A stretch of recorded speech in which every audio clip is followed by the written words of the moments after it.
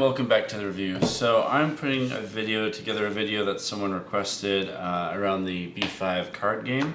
And they were just asking for me to do a video that just talked about card types and show examples of each of them. So this is going to be a very brief video really for this one. Just going through and just cover the types of card types so you guys can see examples of it. So that you know what you're looking at when you're talking about your deck building and gameplay and so forth. So we're going to go through the very basics here. Okay, so the first primary card I'm going to show here is a character card, and this is Lando Malari. So he is an example of a character card. Now, a character card, you're going to have different areas. You're going to have usually some flavor text at the bottom, game text in the middle, the faction they belong to below the picture, an image, the character name, and stats here to the side. And so it's going to be on the left hand side of a character, and there are 4 possible stats. Lando, as you can see, has a D and an I, D in green, I in blue, 4 each. That's referring to the stats. So again, the characters are going to be statted anywhere from, I think I've seen 12, I think 12 is the highest I've seen, anywhere from 1 to 12 on a given stat. If they don't have that stat, they're considered not to have that stat, or to have a 0 in that stat, in other words. And the stats are going to be diplomacy, which are the green, intrigue, which is blue, and then there's also the other one, and then there's also psionic in purple. So here's an example of a character that's got psionics. It's a Centauri telepath, but right there is in purple his psionic number. So there's someone with psionics, and then the one other stat is leadership, which I don't have an example of, but it's in orange and L. Alright, let's go back to the character card. So this is a character card. So this is important because it tells you again the faction. You can only build a deck of one faction unless you want to pay extra costs to put in factions other than your own in there. It will be a lot more expensive. I think it's double the cost if I remember exactly. And then neutral can go in any deck. They don't belong to any particular faction. And then the other thing to note on this character card is right here. There's a mark on the bottom bottom left hand side, and that's a blue. It looks like a blue hourglass. That's a destiny mark. And so characters can possibly have marks, and marks will. And here's another example of a mark. If you look here on this card, that is a shadow mark on the lower left hand side of that. So marks don't inherently do anything. Other cards will play off of marks. So other cards will say if the character has so many destiny marks or doom marks, etc., then it'll kick off some effect. Now the only mark that inherently does anything without any kind of card to kick it off are something called strife marks.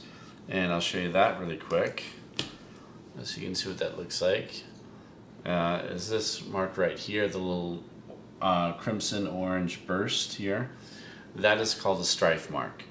Strife marks in this game are the only ones that inherently do anything, and a strife mark, what that does is a character with a strife mark will do 2 damage in combat in addition to whatever they normally do from combat. So it's an additional 2 automatic damage for every strife mark. So that's just something to be aware of. Now, something key here is if there's any kind of bolded text, then it's going to be again text that plays off of other cards or might have some special meaning. Here he's Lando Centauri. He has bolded Centauri starting ambassador. So you know that if you're playing Centauri, then he's going to be your starting ambassador. And then he has game text. If Lando gains a weapon enhancement, he gains a strife mark. So he gains an additional strife mark whenever he gets a weapon enhancement. So that's pretty cool. But there we go.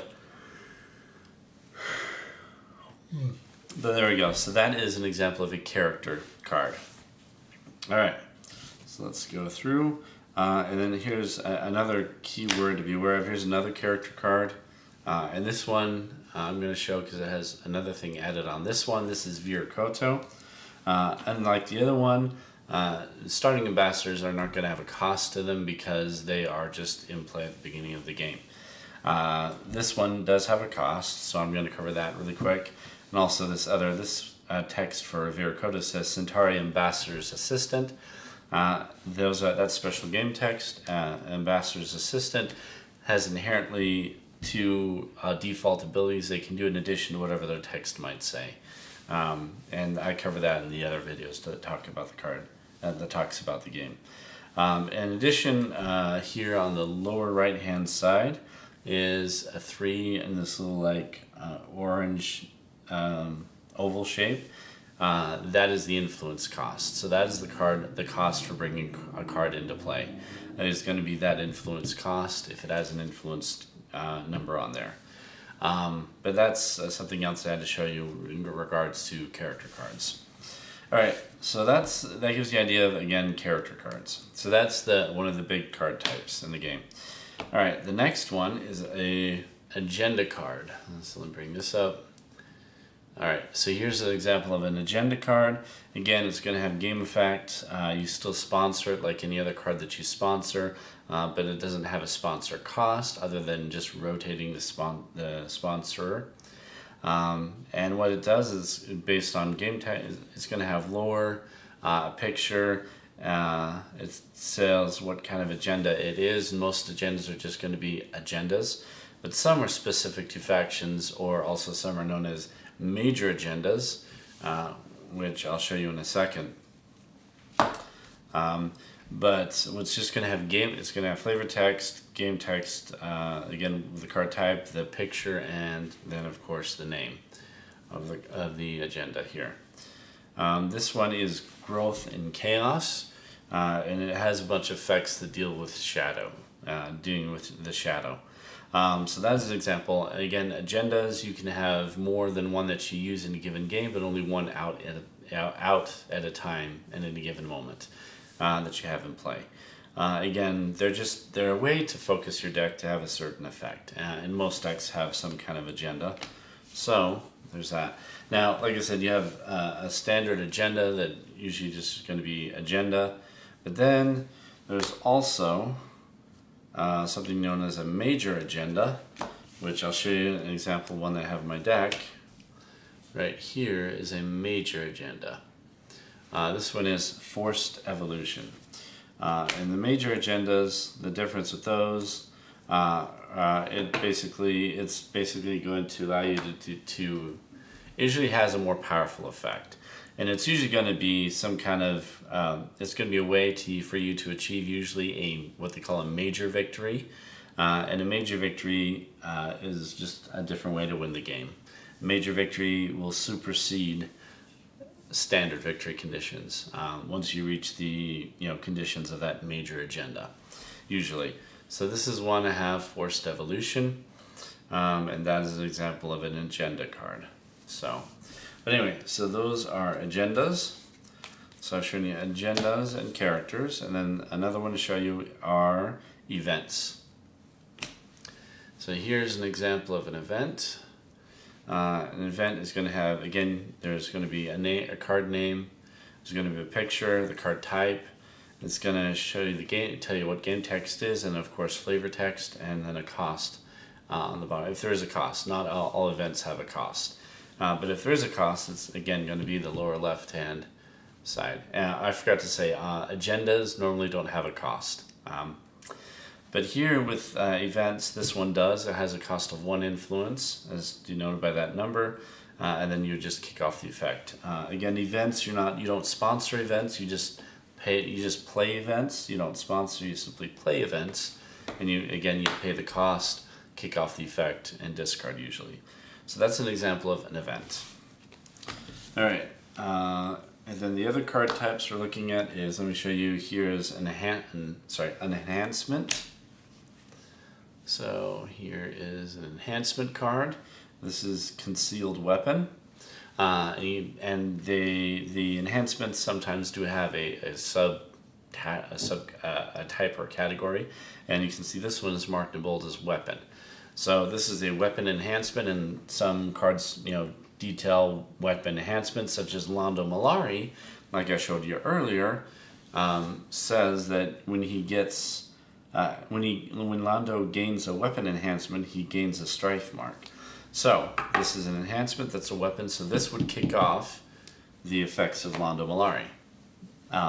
So be aware that some of those bolded words on any given card, whether it's a character or an enhancement, has a possibility of being specifically kicked off by another card for some certain effect. But this is an example of an enhancement. This is what they look like. Not much different than an event. You're going to have, again, the card type, text, flavor text, title, cost here on the left hand, and then this one does have a strife mark, which again I showed you a moment ago what a strife mark is.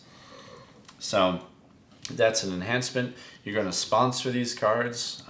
So just like characters and other cards I'll show you, you sponsor enhancements. So, and that's the cost, and then you, of course, rotate an inner circle character when you sponsor. Alright, so there's that. Another card type here, let me show you the other card type here, is known as a fleet. And the fleet is your space forces. So those are your starships, or your fleet cards. So a fleet card, it's going to again have the name of the fleet, the top picture, the fleet, the faction that goes to, and then it's going to have any text here in the middle if there is any, flavor text, cost, lower left, influence, and then this is going to have a military ability rating. And again, military, that's only going to be seen on fleets and locations, and that is used in military conflicts. There's a military stat. So you see this fleet has a 7.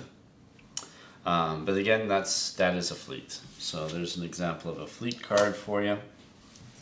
Let's see what else. And since we're on the subject, I'm just going to go ahead and show you an example of... I'm going to show you an example of a location, since we're on the subject. Alrighty, so here is an example of a location. Vodoigesh 3. Again, it's going to have the same basic format. You got flavor text on the bottom, game text in the middle. You've got faction indication and or card type indication, picture, card name, cost on the lower left hand, and then of course a stat of military, which again the fleets have as well.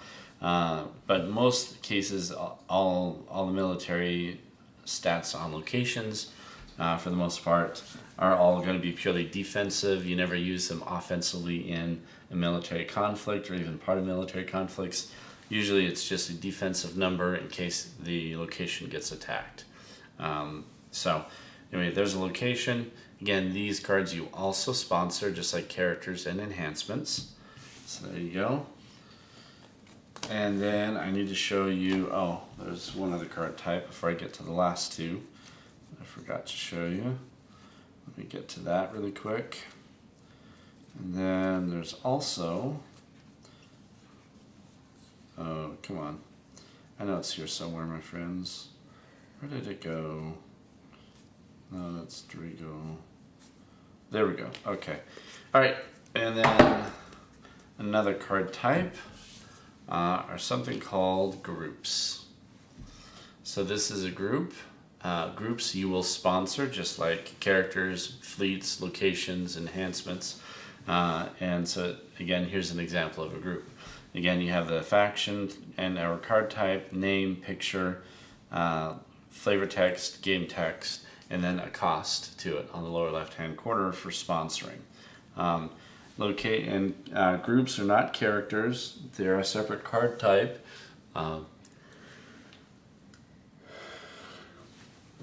So they are a separate card type. But this is an example of a group card. So there's a group. And then the last two cards to cover are probably the biggest ones that used again in the game, because they sort of drive, like I said, they drive the interaction between players, and those are conflict cards. And then there's something called an aftermath, which I'll get to in a second. Okay, so here is an example of a conflict card. Okay, so this conflict card, it will tell you, again, you've got components here.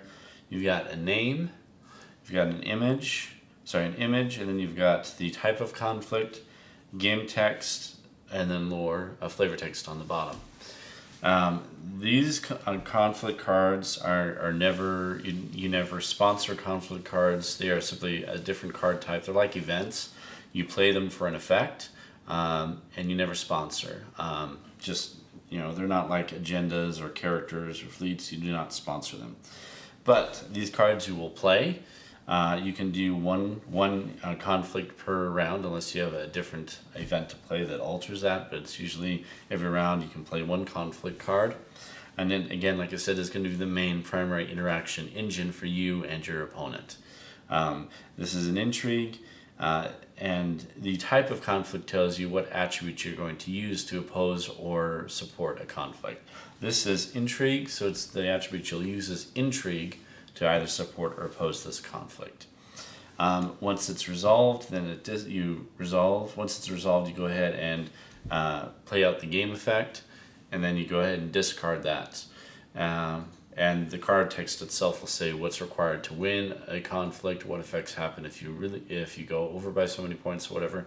Any details like that will be covered in the game, in the context of the conflict card itself. But there we go. That's an example of a conflict card. And the last, second to last card to let you know about is an aftermath card. And this is an example of an aftermath card. And this is one known as called personal growth. You have the name, picture, the type of aftermath, flavor text, and game text. Aftermath cards are played in conjunction with the resolution of a conflict card only. That's the only time you play a aftermath card. They're not played in any other way or form or at any other time. It must be in conjunction with an appropriate conflict card that has been resolved. But you kick off the effect. Again, you don't sponsor these cards, you just play the card. And like the conflict cards, they don't have a cost usually. In fact, I've never seen a cost for aftermath cards, just like I've never seen a cost for conflict cards. So that's you play it, you kick off the effects, and again you play this card during the resolution phase of the conflict card. So those are all the card types that are in the B5 CCG.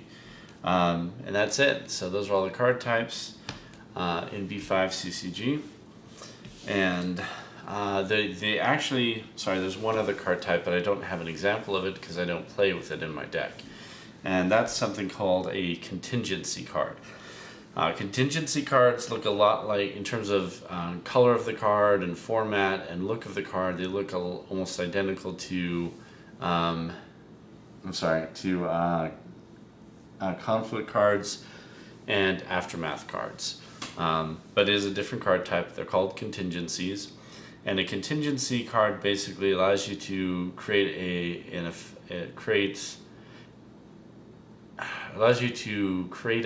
a card effect situation where a card might go off if a certain action is made by a player. So an example, you might have a contingency that says put this card under a character card, and then when your opponent, when he gets to the conflict resolution round of any given conflict, and if it resolves, then you can go ahead and flip that card over instantaneously on a later turn as if you had just played it from your hand.